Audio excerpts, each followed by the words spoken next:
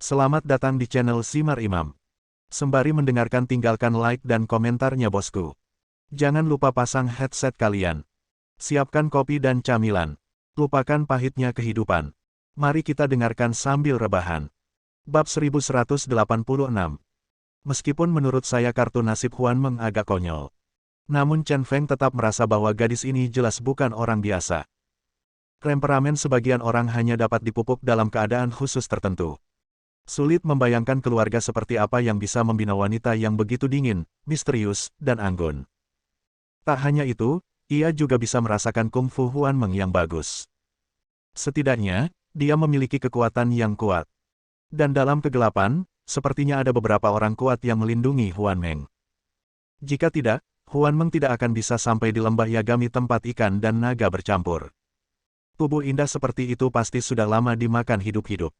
Setelah mengetahui nama Huanmeng, Chen Feng tidak berniat menggodanya dan segera pergi. Yang paling dia cemaskan sekarang adalah kembali ke Yanjing dan bersiap untuk pertempuran yang menentukan dengan Chen Tianming. Dia meninggalkan lembah 8 dewa bersama 5 tersembunyi atas dan bawah, dan setelah melewati banyak tikungan dan belokan, barulah gelap dia menaiki penerbangan internasional ke Kerajaan Naga. Pada titik ini, 5 atau 10 orang dari atas ke bawah diam-diam menghilang dan mengikuti Chen Feng secara diam-diam. Setelah tidur selama 7 atau 8 jam di pesawat, Chen Feng akhirnya mendarat di Bandara Internasional Yanjing. Perjalanan ke Odomain ini telah sepenuhnya berakhir. Dia tidak meminta siapapun untuk menjemputnya di bandara, tetapi diam-diam kembali ke rumah Pangeran Jin. Di aula suanya Istana Raja Jin, ada keharmonisan. Orang-orang dari Istana Pangeran Jin sedang mengobrol dengan gembira dengan orang-orang dari keluarga Bai. Semuanya ada di sini, itu bagus sekali. Chen Feng menyipitkan matanya dan melangkah ke aula suanya. Jika dilihat lebih dekat, terungkap bahwa selain Jin Yu, Jin Yinyu, dan Jiu Qiansui, semua orang dari keluarga Bai juga ada di sana. Bai Qi, Bai Seng, Bai Xing, dan Bai Lang. Gila! Jin Yinyu paling heboh saat melihat Chen Feng. Dia mengabaikan citranya sebagai seorang wanita dan langsung melemparkan dirinya ke pelukan Chen Feng. Aku membuatmu khawatir, kata Chen Feng lembut sambil membelai rambut panjang dan halus Jin Yinyu dengan tangan kanannya. Aku tahu kamu akan kembali dengan selamat. Begitu dia selesai berbicara, Jin Yinyu naik dari dada Chen Feng, dan kemudian berkata dengan ekspresi kebencian, "Momong-momong, kamu adalah paus sekarang, dan bertarung keras dengan Aphrodite." Chen Feng tiba-tiba tersenyum pahit dan berkata dengan sedikit malu, "Jangan membicarakan masalah ini. Akan canggung bagi seseorang dari kerajaan naga untuk menjadi paus di dunia barat." Dia menghindari hal yang penting dan mengabaikan hal sepele sama sekali.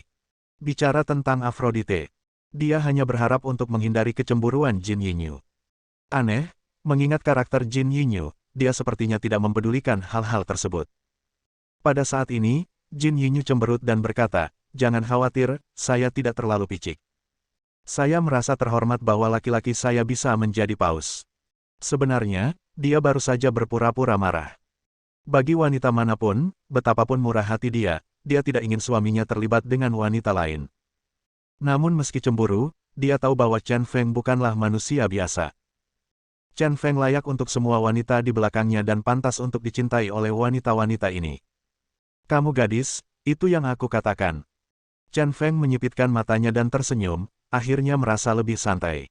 Selama bagian belakangnya stabil, dia tidak terkalahkan. "Chen Feng, terima kasih atas kerja kerasmu. Ayo duduk." Jin Yu melambai kepada Chen Feng dan memberi isyarat kepada para pelayan untuk menuangkan teh.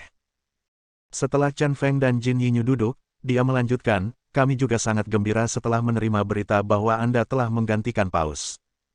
Sejujurnya, ini luar biasa." Bai Qi, yang berada di samping dengan mantap, tampaknya berada dalam semangat yang jauh lebih baik dan telah pulih dengan baik dari luka-lukanya.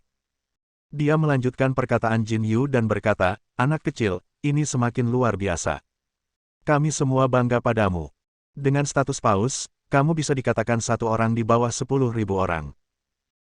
Jiu Qiansui juga berkata dengan kekaguman, meskipun di awal dikatakan bahwa Dewi datang ke kerajaan naga dengan seorang utusan dan mengatakan bahwa Chen Feng adalah seorang pria yang menyembah matahari, saya masih merasa akan sangat sulit bagi Chen Feng untuk benar-benar menjadi paus. Tapi Chen Feng selalu bisa memberi orang-orang membawa keajaiban, tidak, dia benar-benar telah menjadi paus. Semua orang memuji saya, dan Chen Feng hampir dalam mood. Dia berkata kepada semua orang, saya diam-diam menyelinap ke rumah Pangeran Jin. Jangan ungkapkan berita kepulangan saya untuk saat ini. Mari kita bahas bagaimana menangani segel kaisar.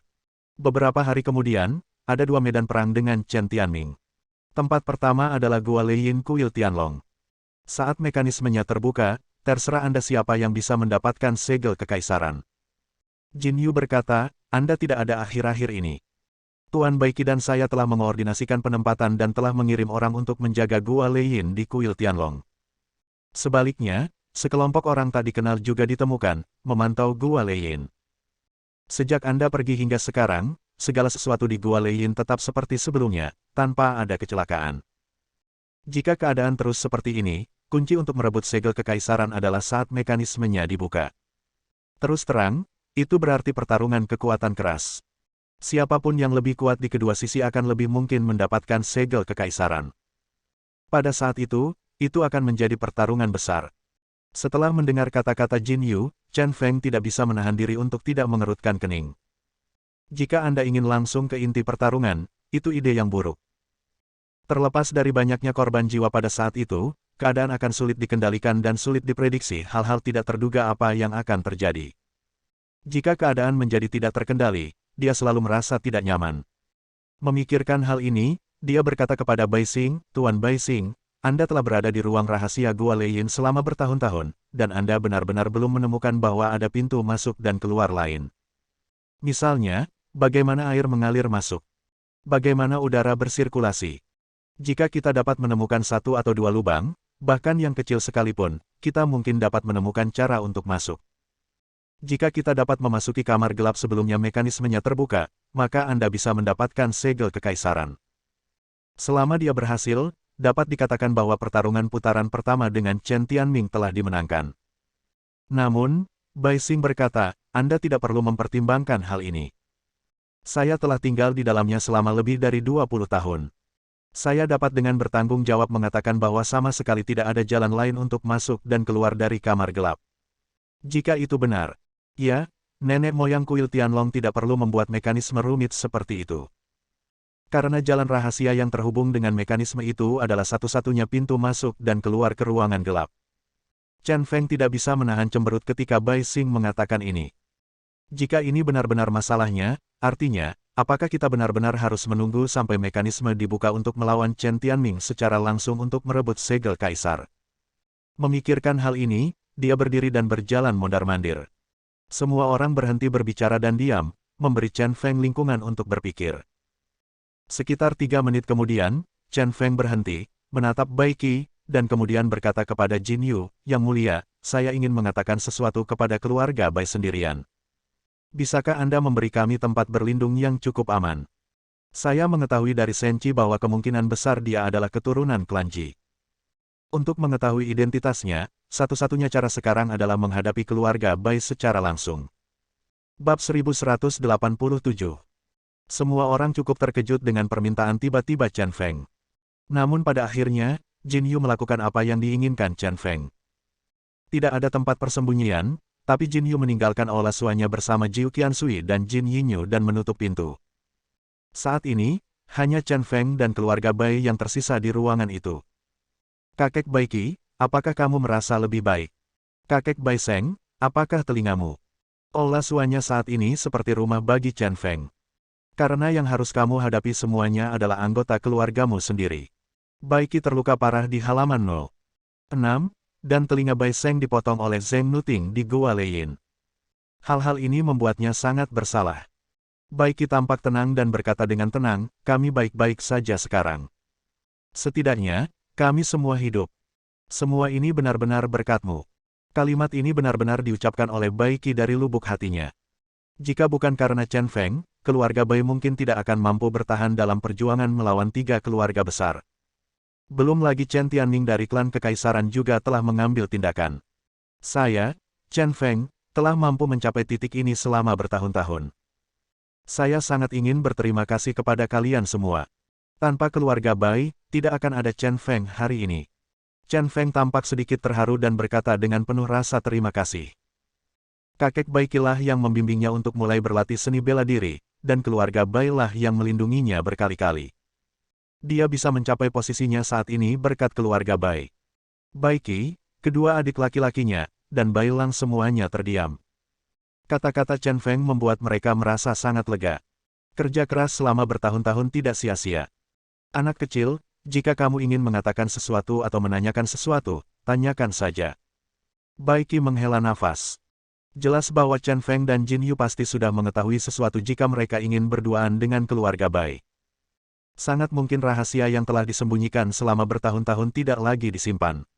Pada saat ini, bahkan Chen Feng, yang selalu tegas, menjadi sedikit gugup. Dia menenangkan diri sejenak, mengerutkan kening, dan akhirnya berkata, sebagai keluarga Sanse, keluarga Bai diperintahkan oleh kaisar dari keluarga Ji untuk menjadi bayangan Ji Yuanshuan, putra kaisar, dan telah melindungi garis keturunan Ji Yuanshuan kan. Setelah mendengar pertanyaan Chen Feng, Bai Qi terkejut. Ekspresi Bai Sheng dan Bai Xing berubah drastis. Hanya Bai Lang yang terlihat sedikit terkejut dan tidak mengerti kenapa. Dari siapa kamu mendengar ini? Bai Qi bertanya dengan gugup. Chen Feng menyipitkan matanya sedikit dan berkata tanpa menyembunyikan apapun, saya bertemu orang-orang keluarga suci. Mereka adalah klan kekaisaran Domain O. Mereka menceritakan semuanya kepada saya. Semuanya. Bai Qi, yang selalu tenang, sedikit bingung. Dia tidak mengerti apa arti kata, segalanya, atau sampai sejauh mana. Chen Feng mengangguk dan berkata, Kaisar Langit Ji Tianqi memiliki dua putra, Ji Yuanshuan dan Ji Yuanyang. Untuk melindungi keselamatan kedua putranya, Kaisar Langit meminta keluarga Bai dan keluarga Huang dari keluarga Sanse untuk menjadi masing-masing penjaga Ji Yuanshuan dan Ji Yuanyang. Penjaga seperti itu juga disebut orang bayangan. Ya, Bai Qi mengertakkan gigi dan mengakui. Karena apa yang dikatakan Chen Feng sangat akurat, tidak ada gunanya menyembunyikannya. Chen Feng melanjutkan, alasan mengapa keluarga Bai telah melindungi saya sejak saya masih kecil, sehingga bahkan ketika saya besar, Bai Lang dan Bai Rui melindungi saya, apakah karena saya sebenarnya adalah anggota kekaisaran keluarga Ji, atau haruskah saya katakan, saya adalah putra Ji Yuanshuan? Dia membuat kesimpulan berulang kali tentang hal ini. Inilah satu-satunya penjelasan yang paling masuk akal. Aku, Bai Qi terdiam sesaat. Setelah hening lama, dia menatap mata Chen Feng yang penuh harap dan tiba-tiba berlutut di depan Chen Feng. Di saat yang sama, Bai Sheng dan Bai Xing juga berlutut di depan Chen Kuang. Bai Lang bingung sejenak, dan setelah ragu-ragu, dia juga berlutut. Bai Qi sangat emosional dan berkata sambil menangis, rahasia ini telah disembunyikan di dalam hati kami selama 28 tahun. Saya tahu bahwa saya tidak dapat lagi menyembunyikannya saat ini. Saat itu, keluarga Bai bersumpah kepada Kaisar Surga bahwa mereka akan selalu menjadi penjaga garis keturunan Ji Yuanshuan. Kita adalah orang-orang bayangan, kita harus menggunakan segala cara untuk melindungi Ji Yuanshuan dan keluarga keturunannya. Sumpah itu meleleh dalam darah keluarga Bai kita. Sejak saat itu, kami adalah orang-orang bayangan dan juga pelayan. Di sini, izinkan saya memanggil Anda, Tuan. Di akhir kalimat, Bai Qi membenturkan kepalanya dan bersujud ke tanah. Beban yang membebaninya selama lebih dari 20 tahun tiba-tiba menjadi lebih ringan. Kakek Bai Qi, aku benar-benar tidak tahan, tolong segera bangun. Melihat ini, hati Chen Feng dipenuhi debu. Dia berlutut dan pergi membantu Bai Qi, tapi Bai Qi dengan keras kepala menolak. Bai Qi masih berlutut di sana dan berkata dengan emosional, saat itu, keluarga Bai gagal melindungi putra Kaisar Surga. Seluruh keluarga kita seharusnya pergi ke neraka untuk dimakamkan bersama putra Kaisar Surga. Tetapi keberadaan Tuan baru menghalangi kita melakukan hal itu. Bahkan jika keluarga Bai kita dihancurkan, kita harus melindungi garis keturunan Ji Yuanshuan, putra Kaisar Surga. Berlutut pada saat ini, dia bisa merasakan lebih banyak kemudahan. Kalau tidak, saya pasti tidak akan bertatap muka dengan Chen Feng. Melihat bahwa dia tidak dapat menarik Bai Qi pergi, Chen Feng berjongkok di sana dan bertanya pada Bai Qi, kakek Bai Qi, apa yang terjadi? Apakah saya benar-benar putra Ji Yuanshuan? Bagaimana dengan Ji Yuanshuan? Siapa ibu saya, di mana mereka? Yang paling ingin diketahui oleh setiap anak yatim piatu di dunia ini adalah siapa orang tua kandungnya. Chen Feng tidak terkecuali dalam hal ini. Sejak dia mengetahui 3 tahun lalu bahwa dia bukan anggota keluarga Chen tetapi telah dijemput, dia sudah lama memiliki ide untuk mencari orang tua kandungnya. Baiki berlutut di sana dengan rasa bersalah yang besar dan mulai menceritakan, 28 tahun yang lalu, Kaisar Ji Tianqi mengambil kendali klan Ji. Pada saat itu juga merupakan saat yang paling mulia bagi keluarga Bai. Tapi, tiba-tiba, tubuh Kaisar He sakit parah dan tidak akan hidup lama. Jadi, keluarga kekaisaran menghadapi masalah dalam mewarisi dan memilih Kaisar Surga yang baru. Pada saat itu, Kaisar Surga mempunyai dua putra. Putra tertua Ji Yuanyang membosankan dan pendiam, tetapi dia tidak menyukai Kaisar Surga. Sebaliknya, putra bungsu Ji Yuanxuan secara alami heroik dan ceria, dan sangat dicintai oleh Kaisar Surga. Jadi, Kaisar Surga ingin menjadikan putra bungsu Ji Yuanxuan sebagai pewarisnya. Namun, banyak orang di seluruh klan kekaisaran sudah terikat pada Ji Yuanyang, dan mereka menghalanginya dengan segala cara yang mungkin. Pada saat itu, istri Ji Yuanxuan, Pei Qingzu, hendak melahirkan. Setelah mengetahui sebelumnya bahwa anak dalam perut Pei Qingzu adalah laki-laki, Kaisar sengaja berpura-pura tidak tahu dan berjanji kepada semua orang di klan kekaisaran bahwa selama Pei Qingzu melahirkan anak laki-laki, Kaisar akan memberikan posisi kepada Ji Yuanxuan. Jika Pei Qingzu melahirkan seorang putri, dia akan menyerahkan posisi klan kekaisaran kepada Ji Yuanyang. Masalah ini tampaknya adil, jadi tidak ada yang akan keberatan. Segera, dalam suatu malam hujan, Pei Qingzu akhirnya melahirkan. Dengan lahirnya anak tersebut, sebuah bencana diam-diam terjadi. Bab 1188. Baiki berbicara pelan, sementara Bai Seng dan Bai Xing berlutut dengan saleh, tidak berani bergerak sama sekali. Saat ini, pengalaman hidup Chen Feng telah terungkap, mereka tidak lagi memiliki postur sebagai orang yang lebih tua, hanya kesalehan sebagai pelayan. Hanya Bai Lang yang berdiri kaget, berusaha menenangkan pikirannya dari waktu ke waktu. Karena apa yang dikatakan kakek sungguh sulit dipercaya. Chen Feng juga berjongkok di sana, mendengarkan dengan tenang. Namun, alisnya selalu berkerut. Baiki melanjutkan, malam itu, kabar baik datang dari kediaman Ji Yuanxuan. Pei Qingzu melahirkan seorang bayi laki-laki. Kaisar Langit langsung memberikan segel kaisar sebagai hadiah kepada Ji Yuanxuan. Awalnya adalah malam yang membahagiakan, tapi pada akhirnya, itu adalah malam dengan mimpi buruknya. Ji Yuanyang, yang selalu pendiam, tidak puas karena posisi Kaisar Surga tidak diberikan kepadanya, jadi dia langsung melancarkan kudeta, dipimpin orang-orang bergegas ke istana Kaisar Langit, dan membunuh Kaisar Langit yang sudah agak sakit. Bunuh. Kematian Kaisar Langit hanyalah langkah pertama. Di mata Ji Yuanyang, ada keberadaan yang lebih merepotkan, adik laki-lakinya Ji Yuanxuan. Jadi, Ji Yuanyang memimpin keluarga Huang dan banyak pasukan klan kekaisaran untuk mengepung kediaman Ji Yuanxuan. Itu adalah malam yang sangat kacau. Di bawah hujan lebat, yang ada hanya pembunuhan.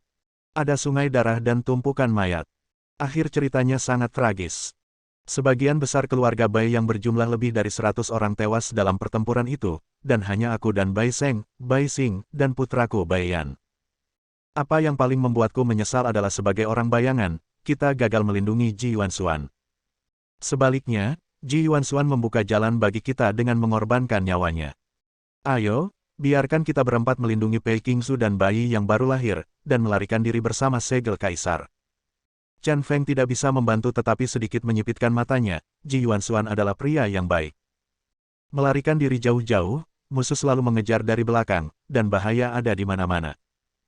Khawatir tidak bisa melarikan diri ke tempat yang aman, Pei Qingzu menemukan cara untuk melarikan diri dari cangkang, menggunakan pengorbanannya sendiri. Untuk memberikan kesempatan hidup kepada anaknya yang baru lahir. Setelah kami mendarat di kota tepi laut, kami disusul oleh yang lain. Setelah bertengkar, kami sengaja dipisahkan di bawah serangan pihak lain.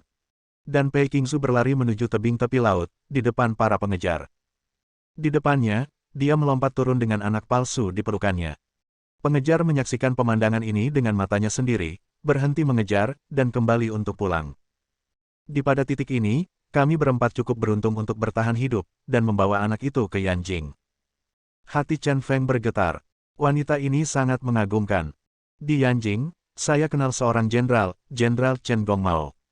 Keluarga Bai baik hati kepada Jenderal Chen Gongmao, dan Jenderal Chen Gongmao sangat murah hati dan sangat saleh, jadi saya menemukannya dan memberitahu dia apa yang terjadi pada kami.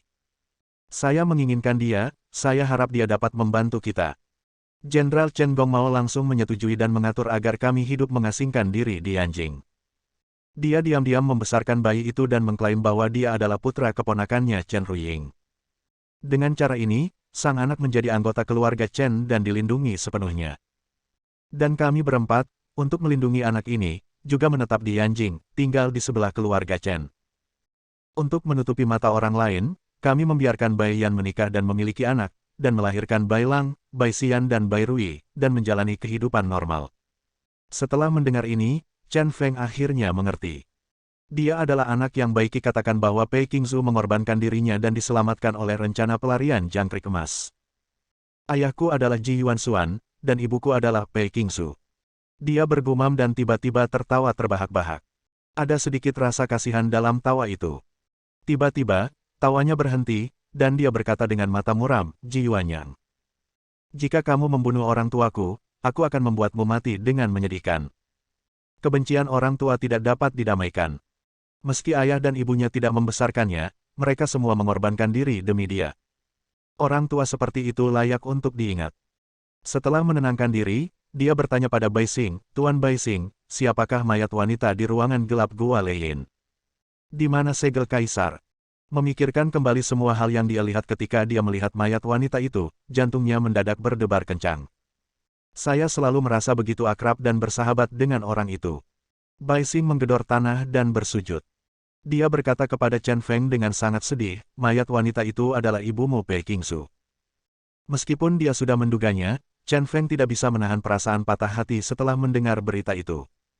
Dadanya terasa tidak nyaman, dan dia merasa hampir kehabisan napas. Mayat perempuan itu adalah ibunya. Dia menarik rambutnya dengan putus asa, merasa sedikit bingung.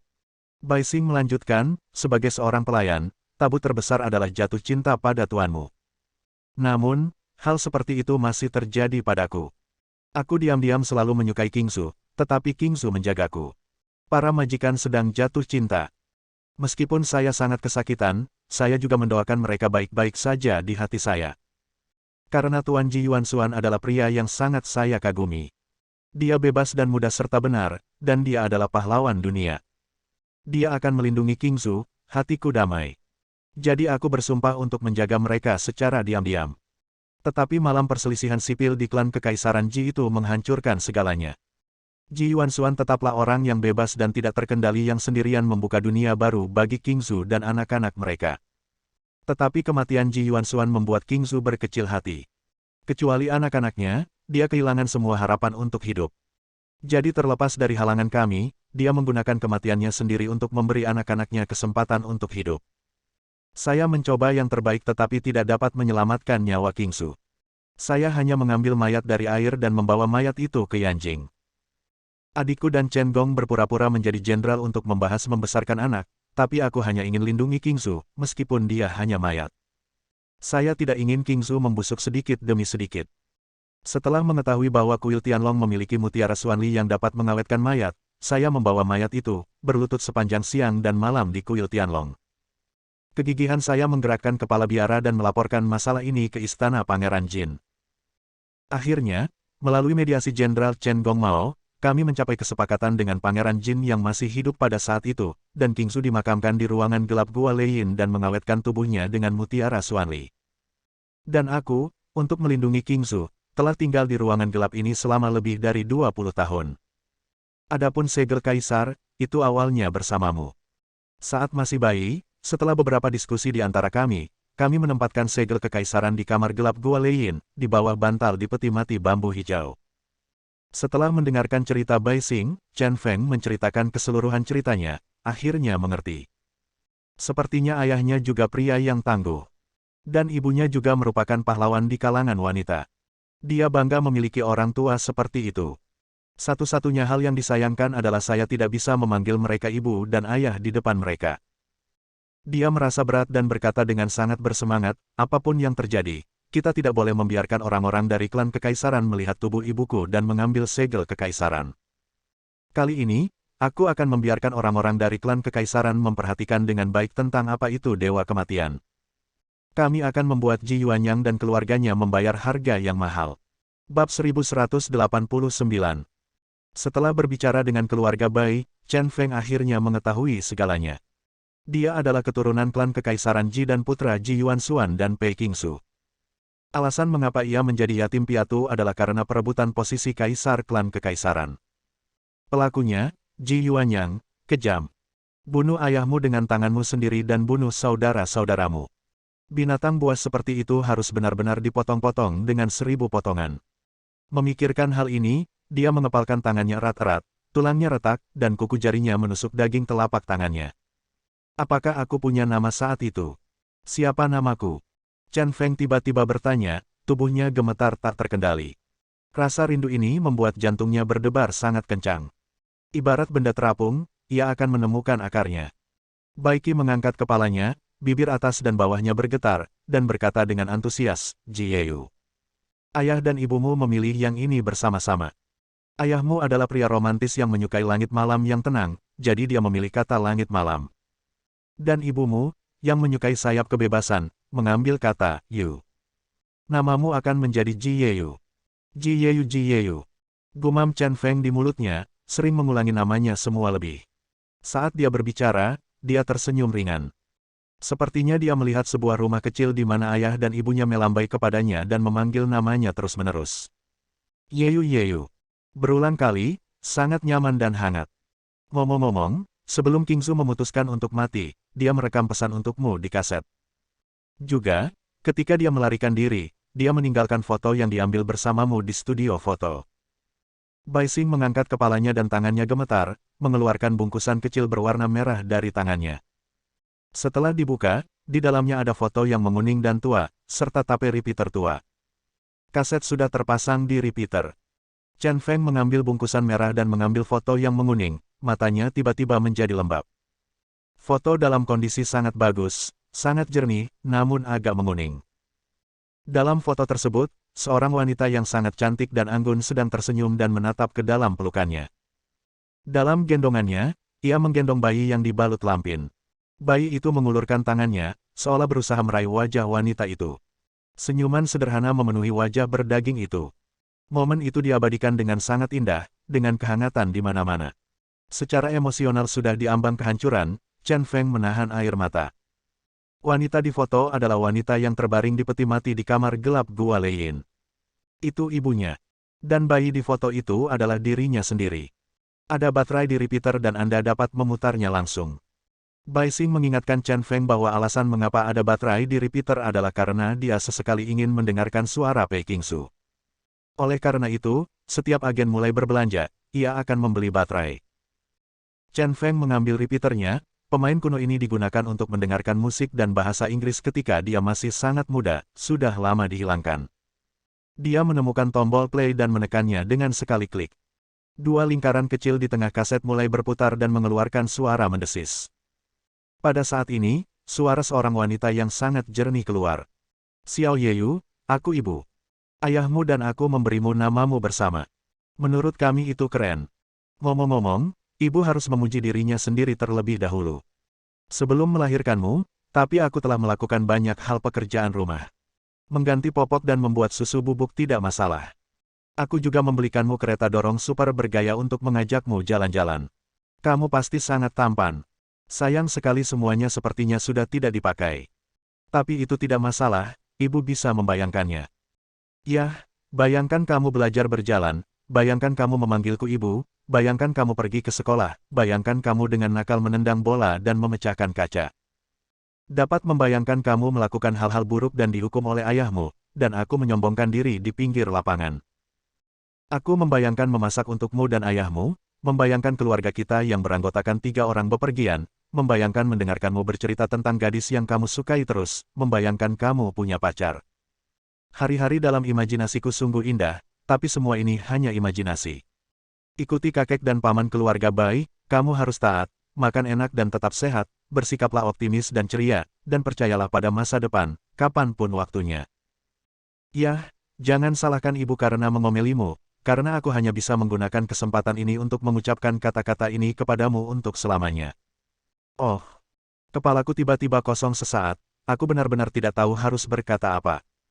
Ngomong-ngomong, dan yang paling penting adalah kamu harus tumbuh sehat dan bahagia. Ibu dan ayah sayang kamu, sangat sayang kamu.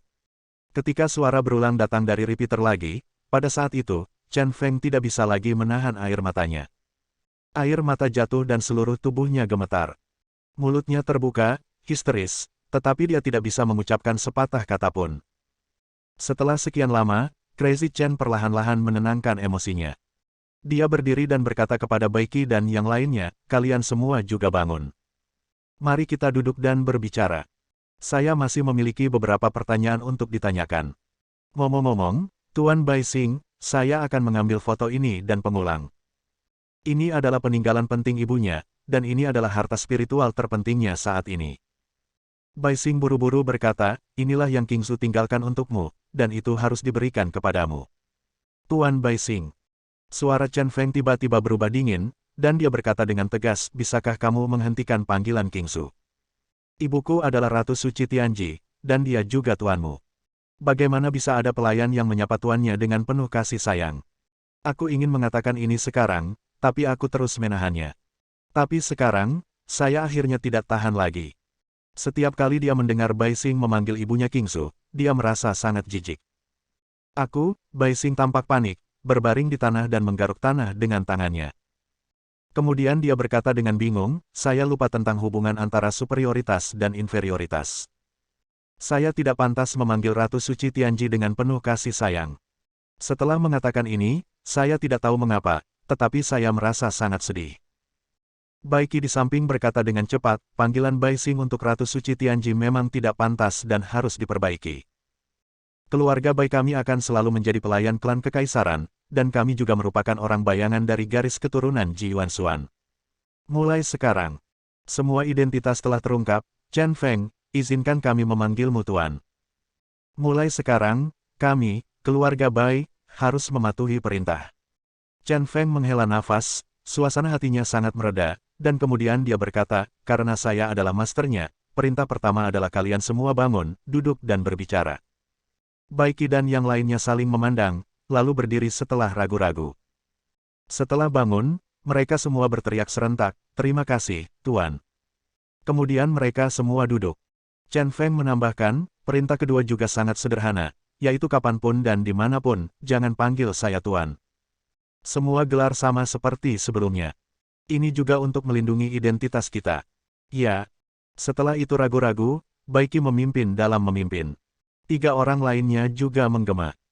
Setelah menjelaskan hal-hal tersebut dengan jelas, Chen Feng bertanya lagi, sekarang masih ada beberapa pertanyaan yang perlu Anda jawab. Pertanyaan pertama adalah, Anda pernah menjadi kekuatan klan kekaisaran, tetapi tahukah Anda apa identitas Chen Tianming? Bab 1190.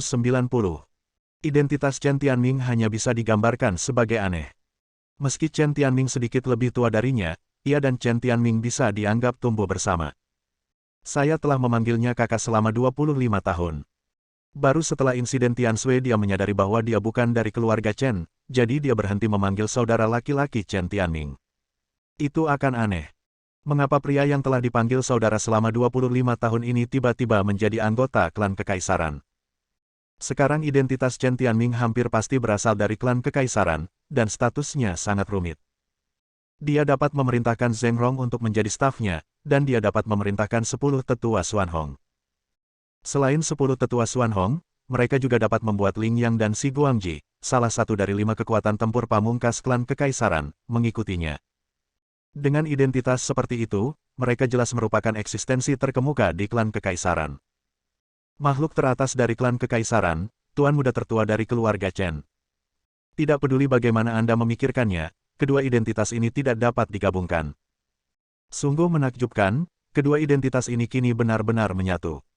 Baiki berkata, Chen Tianming, kami bertiga orang tua dapat yakin bahwa tidak ada sosok nomor satu ketika kami meninggalkan klan kekaisaran.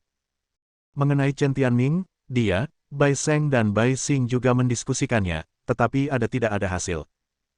Chen Feng mengangguk dalam diam dan berkata, menurut usia Chen Tianming, dia berusia kurang dari 10 tahun 28 tahun yang lalu. Coba pikirkan, apakah ada anak-anak lain dari klan kekaisaran yang mungkin tumbuh menjadi Chen Tianming? Bai Sheng berkata, ini seharusnya tidak mungkin, dan tidak dapat disimpulkan seperti ini.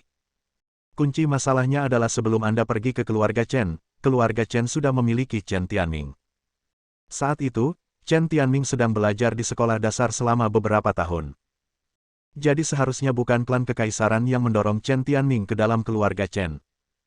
Dia mengerti apa yang dimaksud Chen Feng dan khawatir klan kekaisaran juga akan mendorong seorang anak ke dalam keluarga Chen. Tapi Chen Tianming berbeda, karena hubungan Chen Gongmao, Chen Tianming diawasi oleh banyak orang saat ia tumbuh dewasa, tidak mungkin dia dijejali di tengah jalan. Untuk memasukkannya, dia hanya bisa menjadi seperti Chen Feng, yang telah didorong sejak dia lahir. Dengan begitu banyak pasang mata yang menatapnya, sungguh mustahil untuk datang di tengah jalan. Kata-kata Bai Seng masuk akal, yang membuat Chen Feng berpikir keras lagi. Setelah beberapa saat, dia berubah pikiran dan bertanya, izinkan saya menanyakan hal ini, di klan kekaisaran, siapakah orang yang dapat membuat 10 tetua bergerak, dan siapa yang dapat membuat Ling Yang, dan si Guangji salah satu dari 5 kekuatan tempur pamungkas dari kaisar klan, mengagumi dia. Karena kami tidak dapat menemukan jawabannya secara langsung, kami akan berpikir ke belakang dan mendorong ke belakang untuk melihat apakah kami dapat memperoleh sesuatu. Setelah memikirkannya, Bai Qi berkata, 10 tetua dan 5 kekuatan tempur tertinggi hanya dapat digerakkan oleh Kaisar Surga dan keturunannya. Hah? Chen Feng segera mengerutkan kening dan berkata, maksudmu, Chen Tianming apakah dia putra Ji Yuanyang? Menurut usia Chen Tianming dan pernyataan Bai Qi, hanya putra Kaisar Surga saat ini yang memenuhi semua persyaratan. Seharusnya tidak mungkin. Bai Qi menggelengkan kepalanya dan berkata, ketika kami pergi, Ji Yuanyang memang memiliki 2 putra. Putra tertua, Ji Mengyang, seharusnya berusia 11 tahun. Putra kedua, Ji Jiwin, adalah baru berusia 3 tahun. Kuncinya adalah masalahnya adalah Ji Mengyang dan Ji Jiwin sama-sama tinggal di istana kekaisaran pada waktu itu. Saat itu, Chen Tianming tinggal di kompleks keluarga Chen di Yanjing. Mereka berdua sepenuhnya dunia yang mandiri. Ji Mengyang atau Ji Jiwin tidak mungkin pergi dan menggantikan Chen Tianming. Kali ini, Chen Feng juga bingung, karena Bai Qi benar. Bagaimanapun, semua orang tahu bahwa Chen Tianming dibesarkan di kompleks keluarga Chen. Tampaknya itu tidak ada hubungannya sama sekali dengan klan kekaisaran. Benar-benar tidak pantas dan canggung jika harus menghubungkan keduanya sekarang. Sepertinya identitas Chen Tianming masih belum pasti. Chen Feng bergumam dan berhenti bertanya tentang masalah tersebut. Karena dia merasa sepertinya ada petunjuk yang hilang mengenai identitas Chen Tianming. Begitu ada lebih banyak petunjuk, semua misteri bisa terpecahkan sepenuhnya. Memikirkan hal ini, ekspresinya sedikit berubah, dan dia mengubah topik, setelah kamu mengirimku ke keluarga Chen, kamu masih mematuhi peran wali, terus bertindak sebagai manusia bayangan, dan lindungi aku secara rahasia. Metode perlindungan manusia bayangan, kamu bisa berpura-pura menjadi siapapun di sekitarku. Aku ingin tahu, apakah Bai Xian juga manusia bayangan? Apakah hanya tugas orang bayangan baginya untuk mendekatiku dan menjadi pacarku? Petik 2. Juga, tahukah kamu mengapa Bai Xian muncul di Pulau Luoshan 3 tahun lalu? Pertanyaan-pertanyaan ini telah ditekan jauh di dalam hati Chen Feng. Hari ini, meskipun kita membuka hati kepada keluarga Bai, kita harus memastikan masalah ini dengan jelas. Karena alasan masalah ini sangat penting baginya. Bai Qi berkata, keluarga Bai kami selalu mengingat misi kami. Setelah kematian tuan kami Ji Yuanxuan, keturunannya adalah orang-orang yang harus kami lindungi dengan segala cara. Misi manusia bayangan terus berlanjut. Setelah anakku Bai Yan menikah, dia melahirkan 3 anak, Bai Lang, Bai Xian dan Bai Rui. Saya telah menanamkan dalam diri mereka pemikiran wajib sejak mereka masih muda, yaitu alasan mengapa mereka hidup hanya untuk Anda. Seperti itu pikiran berakar kuat di hati mereka. Oleh karena itu, apakah Bai Lang atau Bai Rui yang berkorban, mereka telah memenuhi misi mereka. Adapun Xian, saya juga dapat mengatakan dengan pasti, dia melindungi Anda dengan sepenuh hati. Dia jatuh cinta padamu awalnya untuk tujuan perlindungan, tapi pada akhirnya, itu berubah menjadi cinta sejati untukmu. Dia mencintaimu sampai mati. Beberapa hari yang lalu, aku pergi menemui gadis ini. Aku menanyakan pertanyaan yang sama, karena insiden Pulau Luoshan adalah sumber insiden darah surgawi, dan aku tahu kamu selalu memikirkannya. Tetapi gadis ini, yang berlutut di depanku, menolak mengatakan apapun. Jadi, adapun Xian, kenapa? Kenapa kamu pergi ke Pulau Luoshan dan kenapa dia bersama Chen Tianming? Belum ada jawaban. Setelah mendengar kata-kata Bai Qi, hati Chen Feng terasa sangat berat. Faktanya, dia sekarang hampir dapat mengatakan dengan pasti bahwa alasan Bai Xian muncul di Pulau Luoshan adalah untuk memancingnya pergi dan mengeluarkannya dari medan perang. Tujuan mendasarnya adalah untuk menyelamatkannya. Namun, ketika dia memikirkan rekan-rekannya yang telah meninggal, dan ketika dia memikirkan Bai Xian dan Chen Tianming bersama-sama, dia tidak bisa memaafkannya, dan hanya kebencian yang tersisa di hatinya. Melihat ekspresi dingin Chen Feng, Bai Qi mau tidak mau berkata, "Chen Feng, tidak peduli keterasingan macam apa yang ada antara kamu dan Xian, aku yakin gadis itu benar-benar mencintaimu, sampai ke tulangnya. Dia mencintaimu sedemikian rupa sehingga dia lebih suka menanggung semua keluhannya sendiri. Kakek minta, jika saat kritis tiba, percayalah pada gadis ini sekali, dia tidak akan pernah menyakitimu." Bersambung. Nantikan bab selanjutnya bosku.